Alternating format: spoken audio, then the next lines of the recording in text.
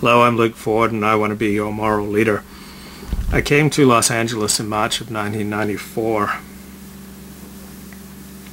and my big hero then, my big hero now is Dennis Prager, and I wanted to go to work for Dennis Prager and be his right-hand man, and carry the banner for ethical monotheism, and I wanted to get close to Rabbi Yitzhak Adlerstein, and I wanted to be a mensch. I wanted to be a good Jew, and so how did I go off the derrick? Well, it's kind of who I am. Like, you have people like David Suissa, who's great at marketing.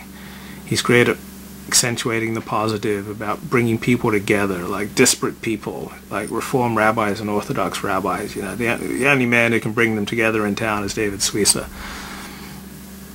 Or you have, another gentleman like Rob Eshman at the Jewish Journal, who's also good at diffusing really angry people such as myself.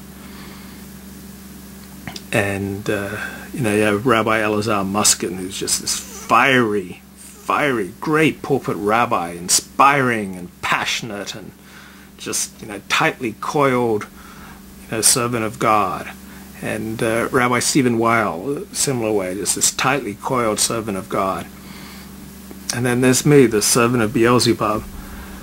So, what I'm good at is seeing, what's wrong with things. Like David Suissa, he's good at, seeing the good in people and connecting people and marketing people and bringing people together and inspiring people. And I'm good at tearing people down, tearing things down, and seeing what's wrong with myself and with others. And so I came to Los Angeles with all these dreams, and didn't achieve any of them. Did not achieve any of them. I really had no intention of becoming a writer when I moved to Los Angeles. But it was inevitable that I become a blogger. I was born to blog, as Rob Eshman says, because when I moved to America at age 11 in 1977, I spent an inordinate amount of time writing really long letters back to my classmates in Australia. I'd write 10, 15, 20-page letters, 30-page letters, and only one or two of them bothered to reply, and they were quite short. So I'm still doing the same thing. I'm like sending out this 30-page letter via email, via video. And I was doing that same thing when I was 11 and 12.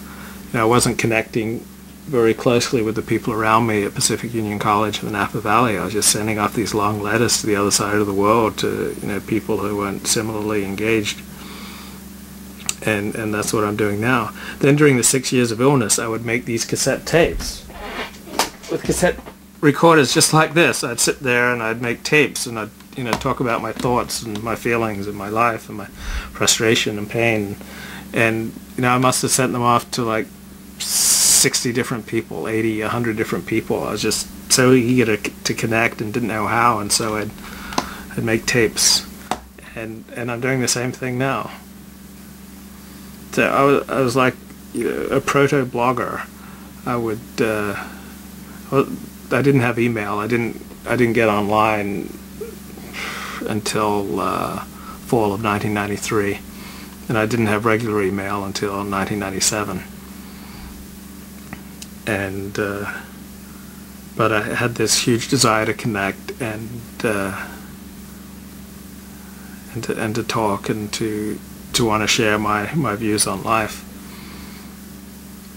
So when I came to LA, I wanted to be a servant of God. I wanted to be an actor for a while. So I wanted to achieve something great, but I was humbled by my illness, by my ongoing illness, and by my weakness, and still am. And so just grateful that I've achieved what I've achieved, and that I have the life that I have, and that I can set my own schedule, and that I have the creativity and freedom to write and to create, and that's where I find my meaning. I got the idea in 1995 that if I just somehow started writing and connecting with people, that it would I would find people who would help me and people who would guide me, and maybe someone with like suggestions on how to ameliorate my chronic fatigue syndrome, and you know, how to ameliorate some of my other aches and pains, and become a part of a community, and to settle down and to get married. I think ever since about first year in LA, I just wanted to screw around, and I did. But by about 1995, 96, I wanted to settle down. So for about 11 years now, I've wanted to settle down. And I'm going to do it. I feel like I'm poised now. And feel like I'm starting to create the life that I want.